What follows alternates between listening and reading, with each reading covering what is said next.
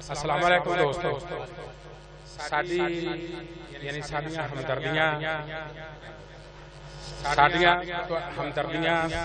हमेशा तुहाडे नाल रहणगीआं।